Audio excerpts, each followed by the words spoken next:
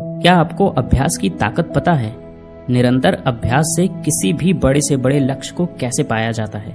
आज की ये प्रेरणादायक कहानी इसी को दर्शाती है। दोस्तों, बात है पुराने जमाने की। तब ना स्कूल होते थे और ना ही किताबों से भरी अलमारियां। बच्चे अपनी पढ़ाई के लिए गुरुकुल जाया करते थे।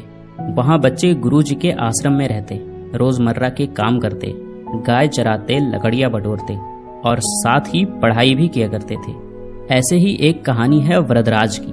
वरदराज भी अपने गांव से गुरुकुल भेजा गया, जैसे बाकी बच्चे जाते थे। वो भी वहां पहुंचकर अपने बाकी साथियों में घुल मिल गया। सब साथ खेलते खाते, आश्रम का काम करते। लेकिन एक ही जगह थी जहां वरदराज अपने दोस्तों से बहुत पीछे था, और वो थी पढ़ाई। गुरुजी जो भी पढ़ाते वरदराज की समझ में बहुत कम आता। अक्षर, श्लोक, अर्थ सब कुछ उसके लिए उलझे धागों जैसा था। गुरुजी समझाते समझाते थक जाते, मगर वरदराज के सिर पर तो मानो बात ही नहीं चढ़ती। धीरे धीरे उसकी हालत ऐसी हो गई कि आश्रम के बच्चे उसे ताने मारने लगे। कोई उसे मंद बुद्धि कहता, कोई कहता तू तो कभी कुछ नहीं सीख पाएगा। वक्त बीतता गया, साल खत्म हुआ। उसके सारे साथी अगली कक्षा में चले गए, लेकिन वरदराज वहीं का वहीं रह गया, अकेला, उदास और टूटा हुआ। आखिरकार एक दिन गुरुजी ने भी हार मान ली। उन्होंने वरदराज को बुलाया और कहा, बेटा वरदराज, मैंने हर तरह से कोशिश कर ली, पर लगता है विद्या तुम्हारी किस्मत में नहीं है। तुम्हारा वक्त यहाँ बर्बाद हो रहा है। तुम घर चले जाओ और अपने माता पिता के काम में हाथ बटाओ, खेती बाड़ी करो, शायद वही तुम्हारे लिए सही रहेगा। गुरुजी की बात सुनकर वरदराज के दिल पर मानो पत्थर रख दिया गया हो। उसकी आंखें भर आई। उसने सोचा, शायद गुरुजी ठीक ही कहते हैं, पढ़ाई तो मेरे बस की बात नहीं। वो भारी कदमों से अपने गांव की ओर चल पड़ा। दोपहर का वक्त था, सूरज सिर पर आग बरसा रहा था। वरदराज को बहुत प्यास लगी। वह चारों तरफ देखने लगा, कहीं पानी मिल जाए। तभी उसने देखा थोड़ी दूर पर कुछ औरतें कुएं से पानी खींच रही थी। वो जल्दी जल्दी वहां पहुंच गया। कुएं के पास उसने देखा कि पत्थरों पर गहरे निशान पड़े हुए थे। उसे बड़ा अचरज हुआ। उसने एक औरत से पूछा, माता जी, ये पत्थर पर इतने गहरे निशान कैसे पड़ गए? क्या किसी ने इन्हें तराशा है? औरत ने हंसते हुए कहा, नहीं बेटे, इन्हें किसी ने नहीं तराशा। ये निशान तो इस रस्सी के रोज रोज कुएं में ऊपर नीचे आने जाने से बने हैं। देखो ये रस्सी कितनी पतली और कोमल है, फिर भी रोज रोज के घिसने से इसने पत्थर में इतने गहरे निशान बना दिए। बस यही बात वरदराज के दिल में तीर की तरह जा लगी। उसने सोचा, जब कोमल सी रस्सी भी रोज रोज कोशिश करके ठोस पत्थर में निशान डाल सकती है, तो क्या मैं रोज रोज अभ्यास करके अपने दिमाग में विद्या नहीं भर सकता? उसकी आंखों में नई चमक आ गई। अब वरदराज को यकीन हो चला था कि लगातार मेहनत से नामुमकिन भी मुमकिन हो जाता है।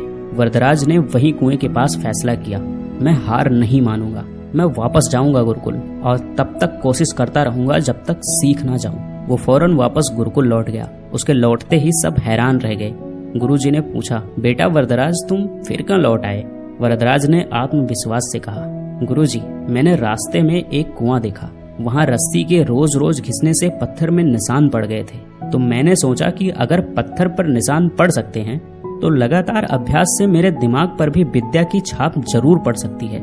गुरुजी, मुझे एक मौका और दीजिए। मैं मेहनत करूंगा, रोज करूंगा और तब तक करूंगा जब तक सीख ना जाऊं। गुरुजी ने उसकी आंखों में एक अलग चमक देखी। उन्होंने कहा, वरदराज, यही तो असली विद्यार्थी की पहचान है, हार ना मानना। चलो फिर से शुरुआत करते हैं। इसके बाद वरदराज ने दिन रात एक कर दिया। सवेरे सबसे पहले उठता, गुरुजी के पास बैठता, सवाल पूछता, रटता, समझता, फिर भी गलती होती फिर पूछता। उसके साथी पहले उसे मंदबुद्धि कहते थे, वही अब उनकी लगन देखकर दंग रह गए।